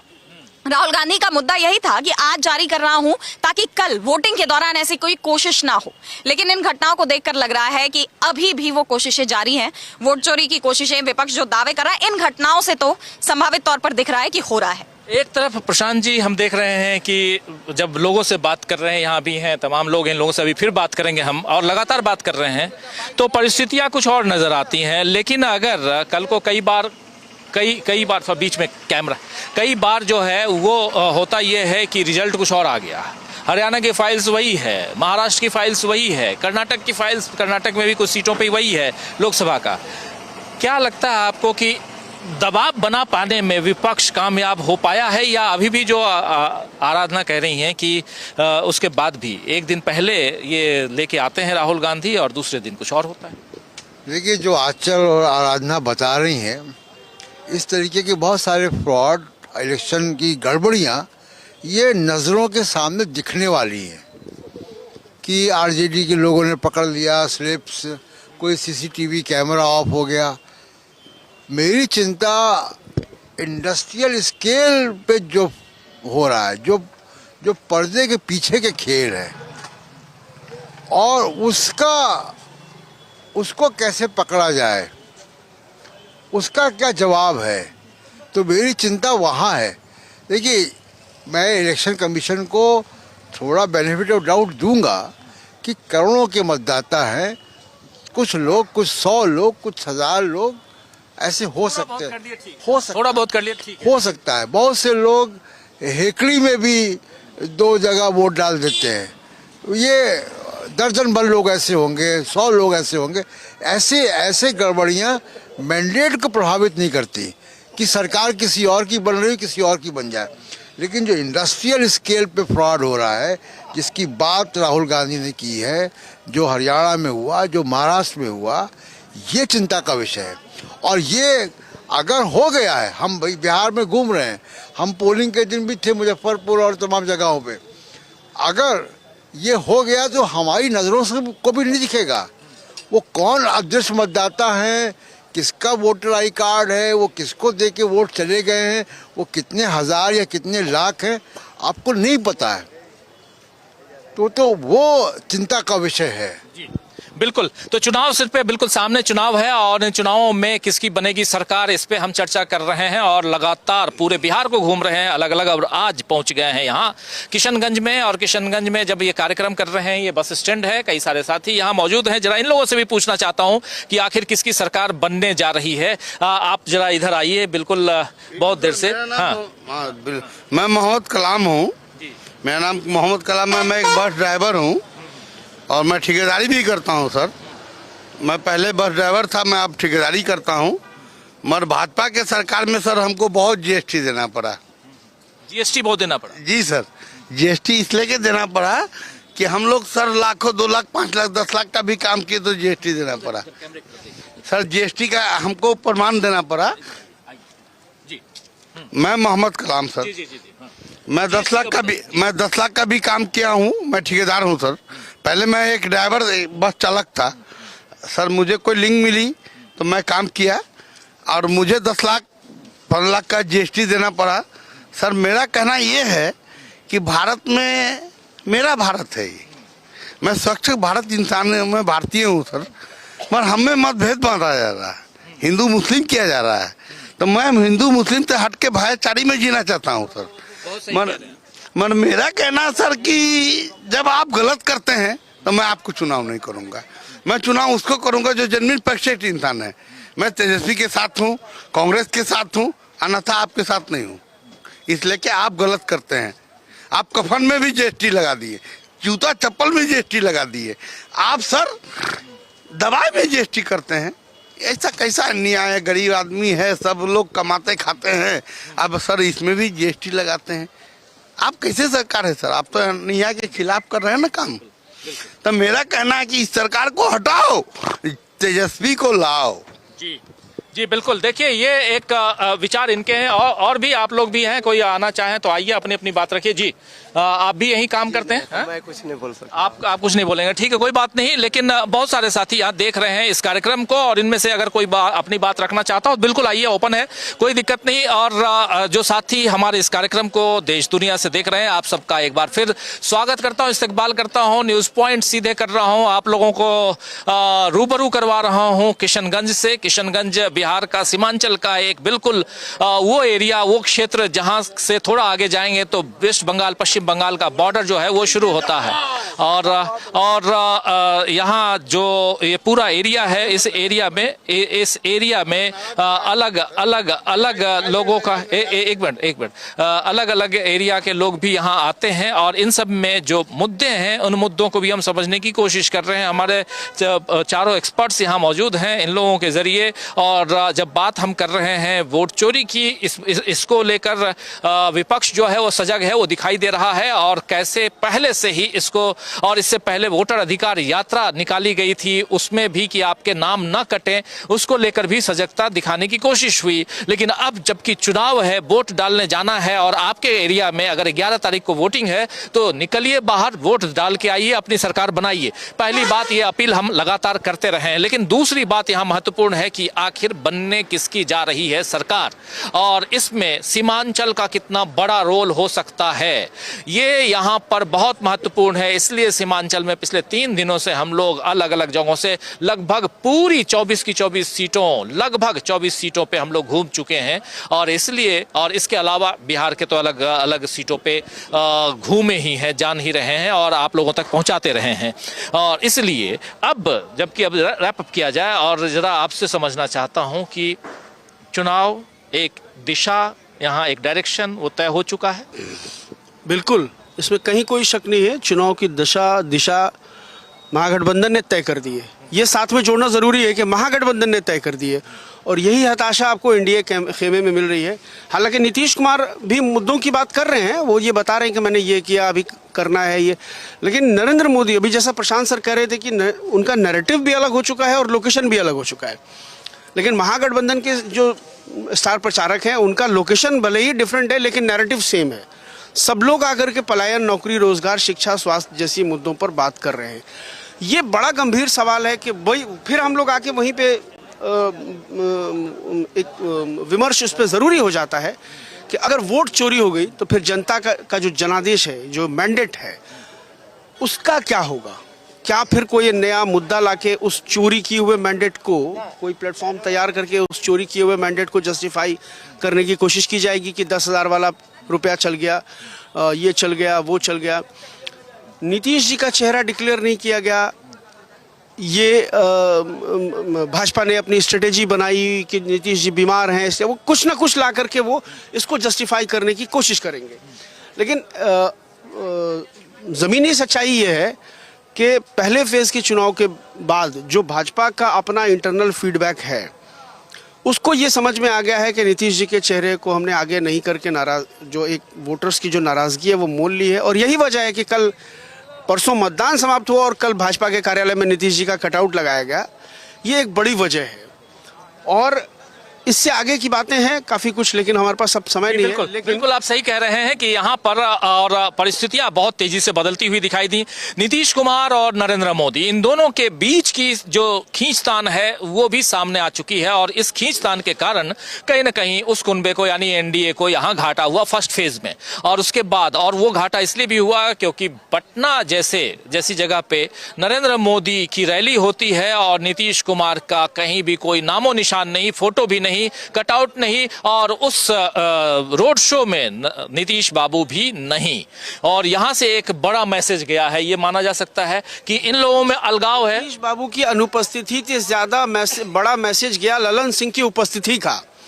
ये बताना जरूरी है कि नीतीश जी गैर हाजिर होते और जदयू की तरफ से कोई नहीं होता तो एक अलग बात थी, लेकिन नीतीश जी की गैर हाजिरी में ललन सिंह गाड़ी में मौजूद रहे और उनके हाथ में तीर नहीं था, जबकि प्रधानमंत्री मोदी के हाथ में कमल का निशान था। ये इसका मैसेज जो है वो गया है, उसने भाजपा को ज्यादा नुकसान पहुंचाया है। जी बिल्कुल। क्या आपको भी लगता है कि नीतीश जी? मैं तो साकिब साहब जो कह रहे हैं, मैं बिल्कुल उनसे सहमत हूँ, और मैं भी देख रहा हूँ कि ये बड़ी टैक्टिकल मिस्टेक बीजेपी से हुई है कि नीतीश कुमार को उन्होंने हाशिए पे कर दिया, पर्दे के पीछे ले गए, उनको सामने सीएम कैंडिडेट नहीं बनाया। बीजेपी की निश्चित तौर पे योजना थी और इतना कॉन्फिडेंस था, और शायद जिसकी जो भी वजह उसकी हो, लेकिन वो वजह अभी मुझे सामने नहीं दिख रही है कि नीतीश कुमार का चेहरा सामने ना लाकर ये बीजेपी ने गलती की है। वो गलती का नुकसान उनको दिखाई देगा 14 नवंबर को जब हम लोग बात करेंगे। तो अब आप चारों से एक सवाल करूंगा मैं और उसके साथ कार्यक्रम खत्म करेंगे। युवाओं से आप लोग ये लोग घूम रहे हैं जी, ठीक है, आपसे भी बात करेंगे, आपसे भी, बस इनके बाद हाँ तो हाँ हाँ आप होंगे मेरे पांचवे। अभी अभी अभी अभी अभी जो है एक सवाल बहुत महत्वपूर्ण है। युवा जो हैं अभी तक थोड़ा भटकते हुए नजर आते थे, आप लोग बात कर रहे हैं लगातार। युवाओं का रुझान किधर है, एनडीए या गठबंधन? क्योंकि बाइपोलर इलेक्शन, मैं पहले से कह रहा हूं, ये इलेक्शन बाइपोलर हो गया है, या तो एनडीए या महागठबंधन। किधर जा रहा है युवा? खुल के साफ शब्दों में कहूं तो बहुत मुश्किल है कि इस बार बिहार में बदलाव ना हो। इस बार हर एक युवा की जुबान पर बस यही है, मुझे बदलाव चाहिए, क्योंकि रोजगार हो गया, पलायन हो गया। आप जहां भी जाइए राजीव जी, आप जिस भी युवा से पूछिए, उसके लिए सबसे बड़ा मुद्दा चुनाव का यही है, रोजगार है, पलायन है। और इस मुद्दे पर एनडीए सरकार के पास कोई जवाब नहीं है। विपक्ष ने जिस तरह इस मुद्दे को उठाया है, और वैसे तो तेजस्वी खुद भी युवा है, ये एक बहुत महत्वपूर्ण मुद्दा है, महत्वपूर्ण वजह है कि युवाओं का भरोसा क्यों तेजस्वी पर ज्यादा है, क्योंकि वो न सिर्फ युवाओं की बातें कर रहे हैं, बल्कि वो खुद युवा है, वो युवाओं को बेहतर समझ रहे हैं। और जिस तरह उनका कहना है कि हमने 5 साल नहीं 20 साल नीतीश कुमार को देख लिया, लेकिन कुछ हुआ नहीं। अब बिहार में बदलाव लाना है तो सरकार बदलना जरूरी है ही। और ना सिर्फ इस मुद्दे पर, बल्कि राजीव जी एक और मैं यहाँ पे जोड़ना चाहूंगी कि वोट चोरी के मुद्दे पर भी हमने एक बदलाव देखा। युवाओं में ही नहीं, सभी लोगों में जागरूकता आई है। हम जहां भी जा रहे हैं, सीमांचल क्षेत्र में भी आप देखिए, हर जगह ये मुद्दा चर्चा में बना हुआ है। तो इसे लेकर हर जगह बन चुका, ये मुद्दा बन चुका है चर्चा में, इसका मतलब मुद्दा बन चुका है। आप क्या कहेंगी, क्या युवाओं का रुझान किधर दिखाई दे रहा है? मैं भी यही कहूंगी कि युवाओं से जितनी भी हमने बात करने की कोशिश की, कहीं ना कहीं वो बदलाव चाहते हैं। क्योंकि महागठबंधन की तरफ से जिस तरीके से नौकरियों का ऐलान किया गया, पहले घोषणा पत्र जारी कर दिया गया, सीएम फेस घोषित कर दिया गया, वहीं एनडीए को काफी वक्त लगा ये चीज करने में, लेकिन एनडीए ने अभी तक भी सीएम फेस घोषित नहीं किया है। जिसके बाद से कहीं ना कहीं युवा जो है राहुल गांधी की तरफ आकर्षित हो रहे हैं, तेजस्वी यादव की तरफ आकर्षित हो रहे हैं। क्योंकि राहुल गांधी और तेजस्वी यादव लगातार युवाओं की बात कर रहे हैं, नौकरी देने की बात कर रहे हैं, रोजगार देने की बात कर रहे हैं। तो ये बहुत बड़ा मुद्दा बनता जा रहा है। और ऐसे में युवा जितने भी हैं, उनको बस ये टेंशन रहती है कि हमें यहाँ पे पढ़ाई तो मिलेगी, लेकिन हमें मतलब रोजगार के लिए बाहर जाना पड़ेगा, अपने क्षेत्र से दूसरे क्षेत्र में जाना पड़ेगा। इस तरीके के मुद्दे है ना युवाओं के बीच देखने को मिले। तो ऐसे में ये बहुत बड़ा मुद्दा बनता जा रहा है। और युवा जो है वो लगातार महागठबंधन की तरफ आकर्षित होते जा रहे हैं। उनको भरोसा है कि जो हम उम्मीद कर रहे हैं रोजगार की, वो जो उम्मीद है वो राहुल गांधी और तेजस्वी यादव यानी कि महागठबंधन ही पूरा करेगा। आपको आपने भी बात की, आपको क्या लग रहा है युवाओं को? निश्चित रूप से युवाओं में बदलाव का तो रुझान है, और युवा चाहते हैं कि एक युवा की सरकार आए, क्योंकि युवाओं के पास जो है अब उनको एक उम्मीद तेजस्वी से ही दिख रही है या राहुल गांधी से दिख रही है। नौकरी नहीं है, पढ़ाई लिखाई करके वो बैठे हैं, उनकी डिग्रियां जो है फालतू में पड़ी हुई हैं। सबसे बड़ी बात यह है कि नौकरी नहीं है उनके पास, और आगे मिलेगी इसको लेकर के भी एनडीए की तरफ से कोई एश्योरेंस उनको नहीं दी जा रही है, कोई रोड मैप उनके सामने नहीं रखा जा रहा है। जबकि तेजस्वी लगातार अपनी योजनाओं के साथ साथ रोड मैप भी रख रहे हैं कि हम ये करेंगे, हम किसानों को बिजली फ्री कर देंगे, हम महिलाओं के खाते में जीविका दीदियों के साथ ये उनके अपलिफ्टमेंट के लिए हम ये करेंगे, हम आएंगे तो युवाओं के लिए हम इस तरह की बात करेंगे। तो इससे ट्रस्ट जो है तेजस्वी की तरफ बढ़ रहा है, और युवा निश्चित रूप से बदलाव चाहता है, और खास कर हर वर्ग का युवा। उसको आप कास्ट क्रीड कम्युनिटी में नहीं बांट सकते। इसलिए एक वोट बात यह है कि सभी युवा जाति धर्म से उठ करके बदलाव की बात करें, और वो चाहते हैं कि सरकार बदलनी चाहिए। आप क्या कहेंगे प्रशांत जी?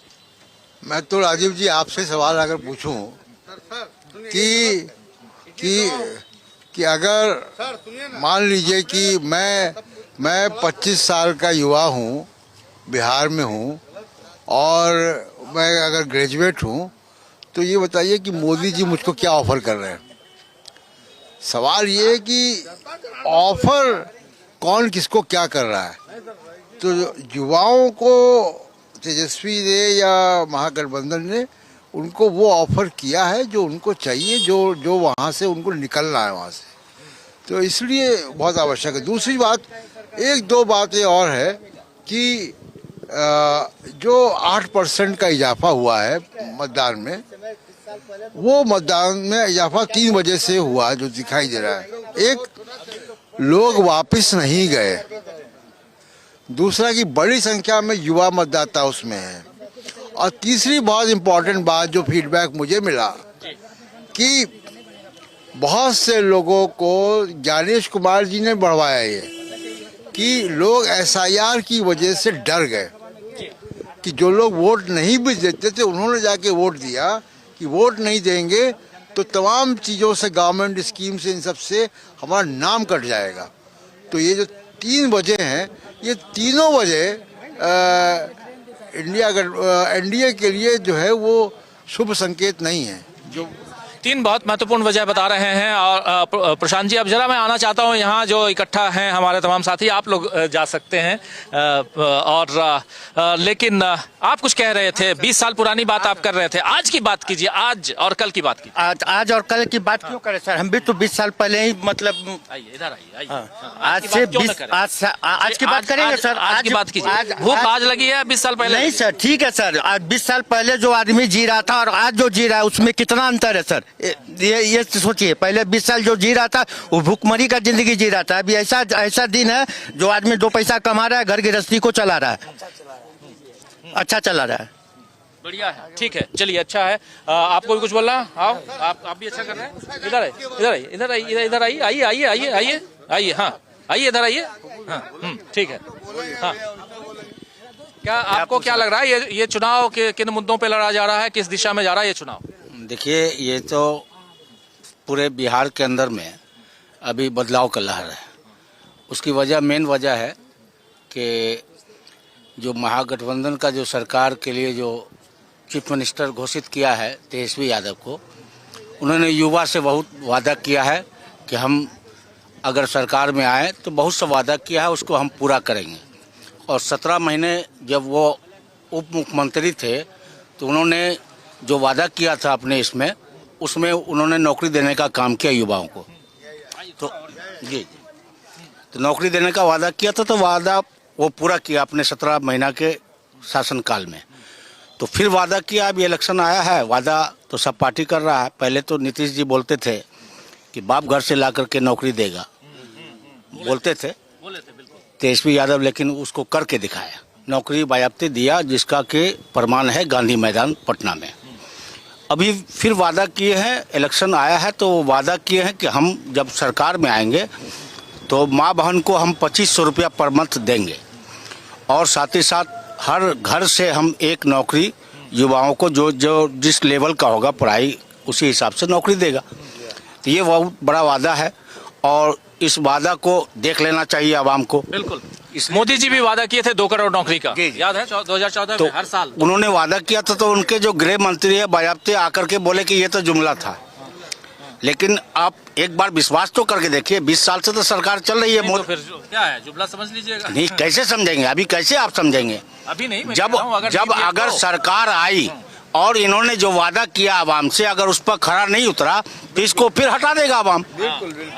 अब वादा हम लोग तो उसको किसी भी तरह का तो हम लोग विश्वास तो करना ही होगा ना, कि अगला वादा किया है तो वादा के मुताबिक अगर खरा नहीं उतरेगा तो आने वाला हर 5 साल में इलेक्शन होता है, तो फिर आवाम उठा के फेंक देगा उसको। एक बार इसको वादा के लिए तो इसको मौका मिलना चाहिए। बिल्कुल सही कह रहे हैं आप, बिल्कुल सही कह रहे हैं कि एक मौका मिलना चाहिए। बात यहाँ कही जा रही है, जरा आपसे भी समझो, आप क्या हो यहाँ पे? काम करते हो, रोजगार है आपका, क्या करते हो आप? बिहार में तो सबसे ज्यादा रोजगारी का ही प्रॉब्लम है। अच्छा जी, तो रोजगार नहीं है। आप वोटर हो कहाँ के? किशनगंज विधानसभा 54 से जी। किशनगंज में रोजगार नहीं है सबसे पहली बात, उसके बाद फैक्ट्री नहीं है, पलियान रोका नहीं। हाँ, बिहार में रोजगार नहीं है, पलियान को रोकना चाहिए, ये रुक नहीं रहा है। लोग बिहार से बाहर जाते खटने, दिल्ली मुंबई, वहाँ पे बिहारी को गाली दिया जाता है। तो इस बार जो तेजस्वी यादव बोले हैं, अपने वादा किए हैं कि बिहार में नौकरी देने का काम करेंगे, हम लोग इस बार पूरा बिहार चाहती है कि बदलाव चाहिए। इस बार मुख्यमंत्री तेजस्वी को ही देखना चाहती है पूरा बिहार की जनता। तो देखिए, यहाँ पर जो बातें हो रही है, युवा हैं यहाँ पे, और रोजगार की बात, और रोजगार के नाम पर कहीं न कहीं सहमति जताते हुए जो वादा किया गया है तेजस्वी यादव की तरफ से, उस वादे पर भरोसा करते हुए चाहते हैं कि बदलाव हम करेंगे। यही आप भी चाहते हैं? जी, हम भी चाहते हैं कि बदलाव होना चाहिए, कि रोजगार चाहिए बिहार में। रोजगार एक अहम मुद्दा हो गया है। जरा महिला भी हैं एक, जरा इधर आइए। आपको भी मैं देख रहा हूँ, आप प्रोग्राम हमारा सुन रही हैं, और कहाँ, आप भी किशनगंज की हैं? हाँ, मैं किशनगंज। अच्छा, वो आपका वोटर कार्ड है, सब है, मतलब वोट डालने जाएंगी? वोटर कार्ड तो वोटर सब कुछ मेरा बेटा पति कोई नहीं है, पूरा पंडित चुन रहे खा रहे हैं। हाँ, सरकार के ऑफिस में रो रहे हैं, मेरा घर ना द्वार ना जमीन ना जगह कुछ नहीं, कुछ मदद चाहिए हमको। वोट लेगा तो मदद चाहिए, हमारा कोई नहीं है, बेसहारा है हम। देखिए अब देखिए यहाँ पर वोट है तो फिर ये बात बिल्कुल सही। और ये जो यहाँ हाँ नीतीश जी के विकसित बिहार की असल तस्वीर है ये। तो देखिए ये एक विकसित बिहार की तस्वीर की बात इसलिए ये महिला हैं और यहाँ पर चूंकि हम बस स्टॉप पे बस स्टेशन में हैं और यहाँ पर यहाँ जो कूड़े हैं उसको चुनना इनका काम है, पेशा उन्होंने वही बना रखा है क्योंकि इनके घर में कोई है नहीं इनकी मदद करने वाला और ये उसी से अपना जीवन यापन कर रही हैं। और कई बार हाँ बोलिए सर ये जल भी आइए इधर आइए जी। सर ये महिला एक दिन बहुत गरीब परिवार से है ही, मैं जानता हूँ इस महिला को, ये बहुत गरीब परिवार से है। एक ठंडे के टाइम में इसके साथ आगजनी हो गई थी जो सब लोग मदद किया इनको, हम लोग इनका इलाज कराया और सरकार से कोई फैसिलिटी नहीं मिली सर।